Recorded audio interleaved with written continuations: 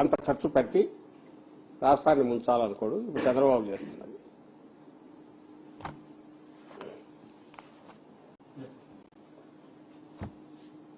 Sir, Amaravati దేవతల రాజధాని కేంద్రం కూడా ఆల్రెడీ శాశ్వత నోటిఫికేషన్ కూడా ఇచ్చింది. దీన్ని ఆపే అడ్డుకునే దమ్ము ధైర్యం ఎవరికి లేదని నేను సీఎం చంద్రబాబు కామెంట్ చేశాను. మీరు ఒక పక్క మావిగన్ అనే ప్రపోజల్ కూడా తీసుకొచ్చారు. ఎలక్షన్ రెఫరెండం అనేది కూడా నిన్న జగన్ గారు చెప్పారు.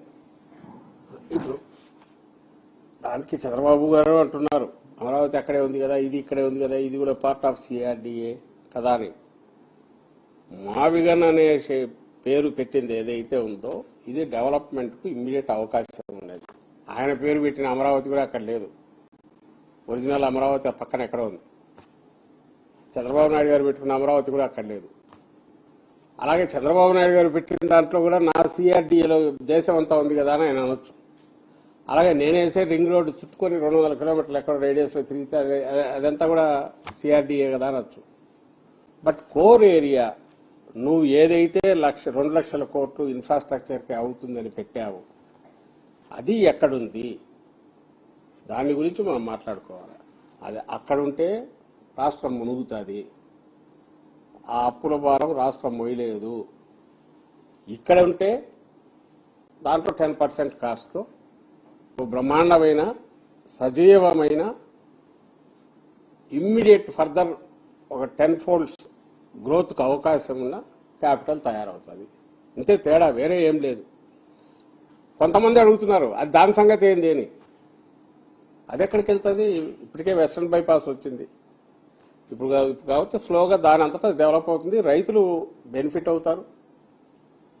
ఆ రైతులు బెనిఫిట్ కావడానికి అవసరమైన లేఅవుట్ల డెవలప్మెంట్ అని నువ్వు చేస్తున్నావు, అది చేయట్లేదు. నిజంగా అక్కడ ఎవరు స్టేక్ హోల్డర్స్? చంద్రబాబు మాటల్లో చెప్పేది మమ్మల్ని వైఎస్ఆర్సీపీ మీద అటాక్ చేయించాలంటారో అప్పుడు మాట్లాడే మాటల్లో కూడా ఆయన అనేది కూడా రైతుల ఇది కొడుతున్నారు. రైతులు దీంట్లో స్టేక్ హోల్డర్స్ అంటారు. మరి ఆ స్టేక్ హోల్డర్స్ కు నువ్వు ఏం గౌరవం ఇస్తావు? ఫస్ట్ చేయాల్సింది ఎవరు? ఏం చేయాలి? డెవలప్మెంట్ తీసుకున్నప్పుడు డెవలపర్ చేయాల్సింది ఆ లేఅవుట్ డెవలప్ చేసి ఇవ్వడంతో నీ బాధ్యత అక్కడికి అవుతుంది. రిమైనింగ్ ల్యాండ్ నువ్వు ఏం చేసుకుంటావో నువ్వు చేసుకోవచ్చు. మరి ఇంతవరకు లాస్ట్ ప్రియారిటీ ఏదే చంద్రబాబు గారిది? లేఅవుట్ల డెవలప్మెంట్. ఇప్పుడు కూడా ఆయన మొదలు పెట్టింది 14 లేఅవుట్లలో. ఇదే ఇంతకుముందే చూశాను, 2 ప్రయోగాత్మకంగా మొదలు పెట్టాయంట. ప్రయోగాత్మకంగా నాకు అర్థం కావట్లా. అక్కడ మొదలు పెట్టి అది కూడా అసలు తుప్పలు తీసినారంట. ఇంతవరకు ఏం కాల. లేఅవుట్ డెవలప్ చేయకపోతే రైతులు ఎట్లా ఏం కావాలి? వాళ్ళు కక్కలేక బయటకు చెప్పుకోలేరు. ఎందుకంటే ఆ రేట్లు ఏమన్నా ఇదవుతాయేమో పెరుగుతాయేమో.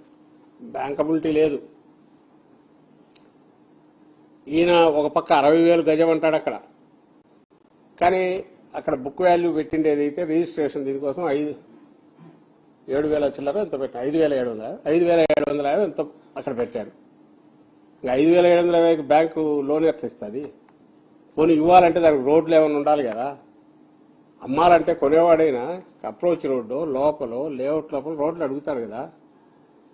పూర్వం వచ్చేది ఎప్పుడో అప్పుడు న్యూస్ పేపర్లో అడ్వర్టైజ్మెంట్ వచ్చేది. ఈ రియల్ ఎస్టేట్ మోసాలు చేసేవాళ్ళు లేక డెవలప్మెంట్ చేసేవాళ్ళు ఊరికి సిటీకి 50 కిలోమీటర్లు 100 కిలోమీటర్ల దూరంలో ఒక విమానం బొమ్మను ఇంకోటో పెట్టి ఓ బ్రహ్మాండమైన లేఅవుట్ కానీ వాయిదాల పద్ధతి మీద కూడా అమ్మేవాళ్ళు. దానికి చాలా మంది కట్టేవాళ్ళు. మెల్లగా వచ్చే కంపెనీలే పుట్టి వచ్చేది. అది అక్కడ విమానాశ్రయం వచ్చేది లేదు. వచ్చినా 20 కిలోమీటర్ల దూరంలో వస్తుంది. బట్ కొనేవాడు కూడా పెట్టేది చాలా తక్కువ అమౌంట్తో వస్తుంది కాబట్టి ఎంతో కొంత ప్లాట్ వస్తుంది లేదు తీసుకునేవాళ్ళు. అందుకు కూడా ఇది పనికిరావట్లా. ఎందుకంటే ఈయన పెట్టినవన్నీ కూడా 4 స్ట్రక్చర్స్ ఏవి ఉన్నాయో అవి ఎప్పటికి లేస్తాయో పునాదుల్లోంచి లేదు. ఈలోగా సీజన్ వచ్చింది, వర్షం పడితే మళ్ళీ నీళ్లు తోడాలి. రోడ్లు వేయలేడు. ఆ రోడ్డు వేసే ప్రయత్నం చేయట్లేదు. అప్పు మాత్రం ఇప్పటికి 47,000 కోట్లు తీసుకొచ్చాడు. 60,000 కోట్లకు 50,000 కోట్ల పైచీలు కాంట్రాక్ట్లు ఇచ్చేశాడు. మిగిలినవన్నీ పక్కన పెడదాం. నేను ఈ 47,000 కోట్లతో ఏమేమి చేయొచ్చు? ఈ రోజు 47,000 కోట్లు నీ చేతిలో నువ్వు ఆల్రెడీ అప్పు చేసింది అది తీసుకున్న దాంతో ఈ మచిలీపట్నం పోర్టు పూర్తి చేసిండొచ్చు, మెడికల్ కాలేజీలు పూర్తి చేసిండొచ్చు, 17 మెడికల్ కాలేజీలు, రాయలసీమ లిఫ్ట్ అది పూర్తి చేసినచ్చు. హంద్రీనీవా దాని కాలువ వెడల్పు దీన్ని పూర్తి చేయొచ్చు. వెలిగొండ ఎంత 1000 కోట్లో 1100 కోట్లో ఉన్నట్టుంది. వాళ్ళ కాంపెన్సేషన్ R&R దీని కింద పే చేస్తే నీళ్లు రిలీజ్ చేయొచ్చు.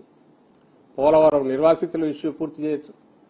నేమ్ ఎనీథింగ్ కళ్ల ముందు కనపడేవి. ఆరోగ్యశ్రీ బకాయిలు 10,000 కోట్లు ఉన్నట్టున్నాయి. ఫీజు రీయింబర్స్మెంట్ అదో 10,000 కోట్లు ఉన్నట్టుంది. వాటిని పే చేయొచ్చు. మీ ప్రియారిటీస్ ఏంటివి? ఇది ఏదైతే దోచుకోవడానికి ఉపయోగపడుతుందో ఆ ప్రియారిటీ పెట్టుకున్నాను. దాన్ని తెచ్చి క్వశ్చన్ చేసినందుకు మా మీద విరుచుకుపడతారు.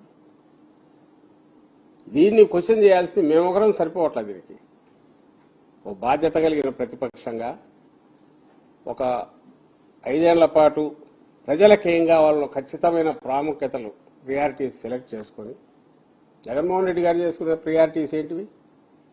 ఆయన సెలెక్ట్ చేసుకున్న priorities Rayalaseema steel plant, Bhogapuram పూర్తి చేయడం, ఎయిర్పోర్టు, రాయలసీమ లిఫ్ట్ పూర్తి చేయడము, కాలువలన్నీ వెడల్పు చేసి కృష్ణా వాటర్ వస్తే ఫాస్ట్గా రిజర్వాయర్లన్నీ నింపే ప్రయత్నం చేయడం. వాటి వల్లే ఈ రోజుకు రిజర్వాయర్లు ఇంకా వర్షాలు లేకపోతే ఇప్పటికి ఉన్నాయి, లేకపోతే ఎప్పుడో ఖాళీ అయ్యేటివి.